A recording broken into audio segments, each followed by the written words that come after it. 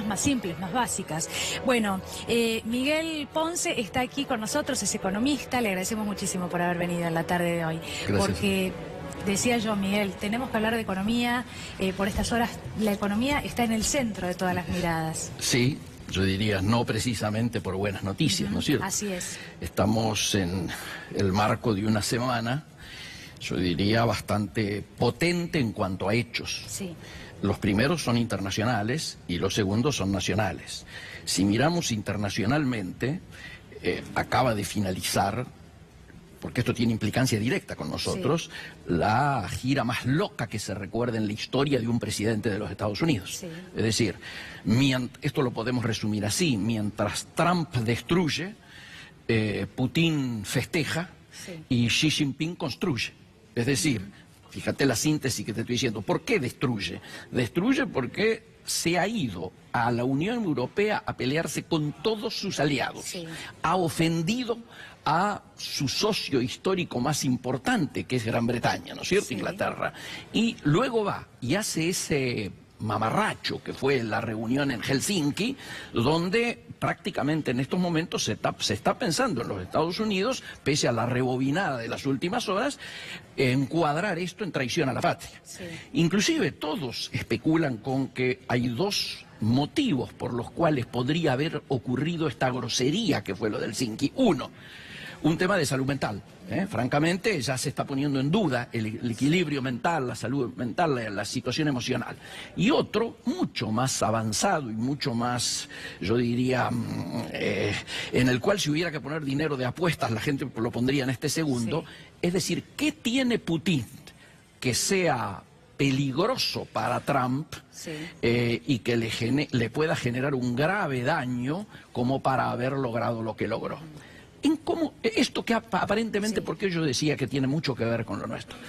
Porque los amigos de Trump en el mundo cada vez son menos y más cuestionables. Entonces, un amigo es Putin, obviamente, el resto los ha perdido. Sí. El otro son algunos dictadorzuelos de Medio Oriente. El norcoreano y algunos, sí, otros. La pregunta es, ¿y en Latinoamérica qué pasa? ¿Quiénes son los principales amigos? Y el principal amigo es el presidente de Colombia y el principal amigo es Macri. ¿Y eso cómo juega para nosotros? Y esto juega en estos momentos, esto no juega bien, porque sí, tengamos en claro, si hay algo políticamente que fue decisivo para que nos concedieran tan rápidamente el stand-by en el Fondo Monetario, fue la intervención directa de Trump. Ojo, el vínculo empezó mal, recordemos, con lo de los limones, con el tema de los aranceles que nos habían puesto, sí, a la biodiesel, etcétera, demás, pero luego empezaron a haber buenas señales, como buenas señales de su buen vínculo, como es que quedamos excluidos del arancel del acero y del aluminio, y por, sí, otro lado nos levantaron una interdicción en la que estábamos desde hacía bastantes años, que era la posibilidad de aprovechar el sistema de preferencias arancelarias, que yo que miraba recién esto de las economías regionales decía, sí, quien más debiera poder aprovechar esto son las economías regionales. Sin embargo, después podemos analizar por qué no. Entonces, hoy hay una mirada en el fondo preocupante en términos de este vínculo. ¿Por qué? Porque toda la nomenclatura de Washington, toda la gente que también trabaja en el fondo, no está mirando bien al presidente Trump. Seamos claros, hay, sí, una... Y a mí no me resulta casual que justo el fin de semana hayamos conocido este dossier elaborado por, yo diría, los estudiosos y economistas más importantes para el fondo, para evaluar el grado de probabilidad que tiene de un desarrollo, diríamos, normal y posible del stand-by. Sí. Y acá aparecen dos escenarios. Un escenario, el escenario más duro, que es el que se aleja más de las previsiones oficiales, pero aún el escenario más optimista del fondo, el llamado escenario base, también está por debajo de las expectativas que ha elevado el gobierno. Es decir, el escenario base dice que este año creceríamos el 0,5, el gobierno dice que creceríamos arriba del 1. Para el año que viene el gobierno prometía y lo mandó escrito en el presupuesto 2 puntos de crecimiento, mientras que el fondo está pensando que no vamos a crecer, que va a ser crecimiento cero. Esta situación, yo digo, mirada de aquí en adelante, implica que vamos a tener mínimo un año de recesión. Todos sabíamos cuando sale el anuncio del fondo, los que nos opusimos. Bueno, el gobierno admite unos 6 meses, pero es verdad que ya han sido varios. Bueno, Cristiano Ratajsi, por ejemplo, entre algunos, que hablan de una recesión que va a durar también los primeros 6 meses del 2019. Y además, yo creo que se está jugando muy livianamente a hacer pronósticos, sí. Y lo mejor que podrían hacer es no hacer más pronósticos, porque todos los pronósticos que hicieron las pifiaron. Se refiere al gobierno nacional. Al gobierno nacional, pero además sí. Hay una situación que es la siguiente. Se habla como si desde acá pudiéramos controlar todas las variables del tablero, cuando la situación a nivel mundial nos puede afectar, porque estamos en una situación muy vulnerable. La pelea comercial, internacional, la guerra comercial, deja unos sobrestocks importantes de China, de México, de Canadá, de Unión Europea, que antes iban a los Estados Unidos, que lógicamente van a buscar otras regiones, y buscan nuestra región, donde Argentina, dentro de Latinoamérica, es posiblemente el país más vulnerable. ¿Por qué es el más vulnerable? Porque tiene una agenda de la competitividad que no ha sido puesta en marcha.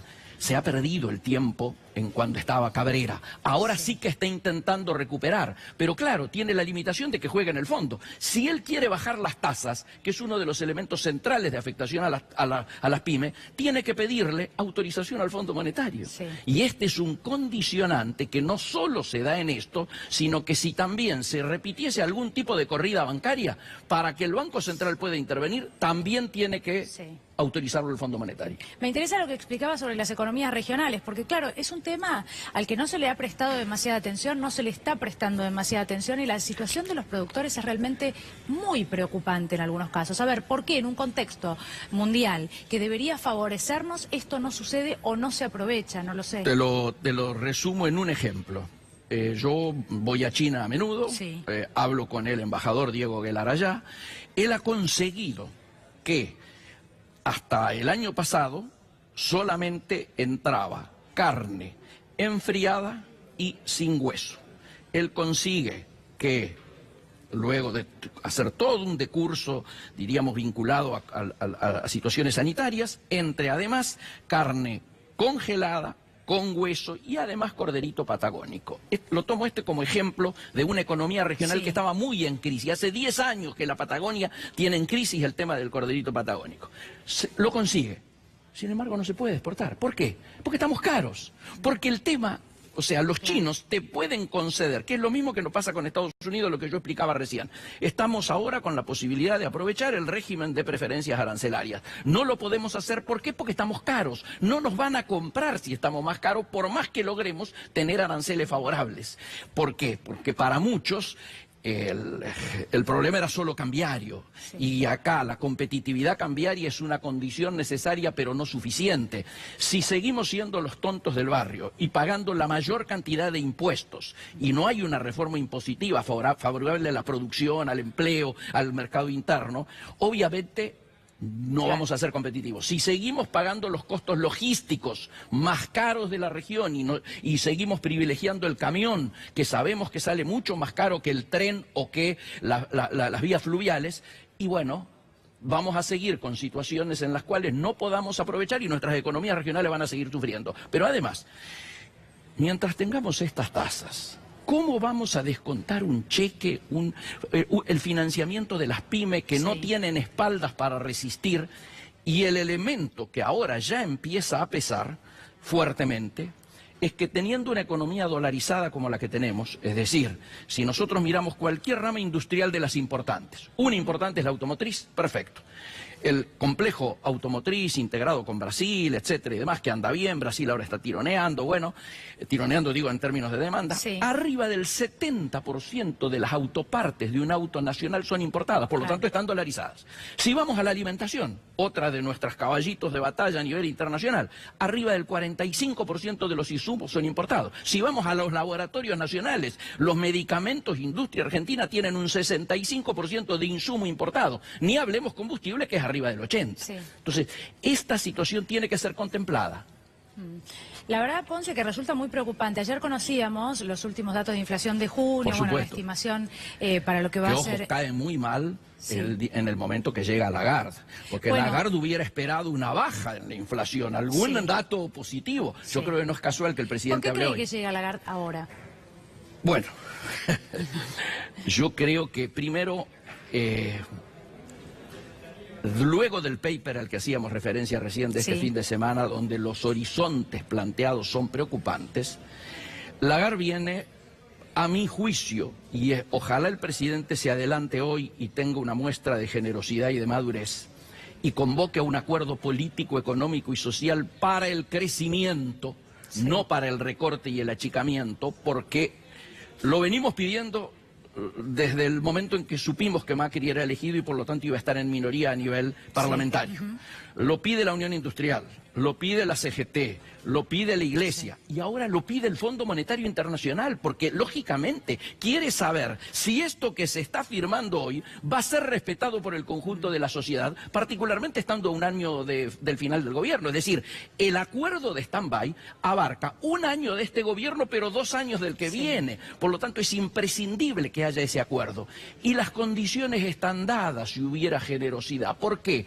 Porque si el peronismo o la oposición, cualquiera sea, se propone gobernar, tiene que sentarse a una mesa y acordar cómo va a ser el final de este gobierno y el inicio del otro. Y el oficialismo también, porque si quiere tener un proceso de reelección, también necesita mejorar estas condiciones. Lagarde para mí viene, uno, a intentar terminar de avanzar en la posibilidad de el mayor grado de acuerdo posible. Y segundo, va a recibir a la oposición. Esto es muy raro, que la CGT haya ya hablado con el jefe, el economista jefe, junto con, creo que Lozano. Werner y los encargados para lo que es el hemisferio occidental, ¿no? Que hayan hablado vía Skype, ¿no es cierto?, y adelante, y que le hayan pedido una audiencia para cuando llegue ya. Esto es un dato que no tiene antecedentes en el fondo. A mí me parece importante que esto se dé. No así esta carta que se firmó, que me hizo acordar mucho a cuando Alfonsín estaba en una situación, ya había perdido las elecciones y estaba en una situación delicada, y Cavallo salió a recorrer el mundo a decir que, bueno, no se confiara en el presidente, y esto terminó adelantando la salida, el recambio presidencial por la responsabilidad que tuvo Alfonsín al respecto. Pero hay que reconocer que, desde la perspectiva de quienes han firmado, dicen, a ver, se está pretendiendo firmar un acuerdo que compromete la Argentina, no solo del presente, sino del futuro, sin pasar por el Parlamento. Por más que Pichetto haya dicho que no es necesario, y hay mitad de la biblioteca dice que no es necesario y mitad de la biblioteca que sí, objetivamente es un gesto que me parece que eso hace también que Lagarde vaya a recibir a la oposición. Bueno, le pregunto por último, algunos sostienen que incluso sería importante que no se complete el acuerdo con el Fondo Monetario Internacional. A ver, ¿qué sería completar y qué sería no completar? Los que nos oponíamos porque entendíamos que no era necesario ir, porque hablamos con 4 expresidentes de bancos centrales, Blecher, que lo explicó muy bien, Redrado, Pratgay y Lustó. Todos los 4 ellos opinan que no era necesario ir. Muy bien.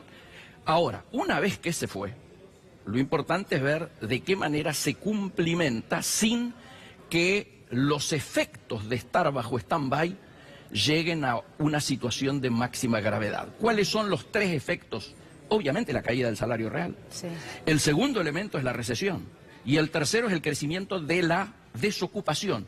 Acá no solo se está achicando el Estado, ¿no es cierto?, TELAM, los distintos organismos descentralizados donde está habiendo reducción de personal. Bueno, los trenes, se cree que a futuro en aerolíneas, en otras empresas. Sino además del sector privado. Mis clientes me llaman y me dicen, acabo de retirar en puerto los insumos. Los insumos son dolarizados. Voy a trasladar a precios. No lo puedo hacer porque no vendo. ¿Y entonces qué vas a hacer? Hecho gente. Sí, y es gravísimo porque lo que acaba de mencionar, porque aquellas personas que pierden el empleo tampoco tienen la esperanza de ser absorbidos por lo que se Vamos a ver crecimiento de desempleo, destrucción de fuentes de trabajo y destrucción de puestos de trabajo, lamentablemente. Ojalá el mensaje de hoy pueda significar alguna esperanza de volver al camino de la sensatez. Bueno, estaremos atentos. Ponce, muchas gracias. Gracias a ustedes. Gracias por haber venido. Bueno,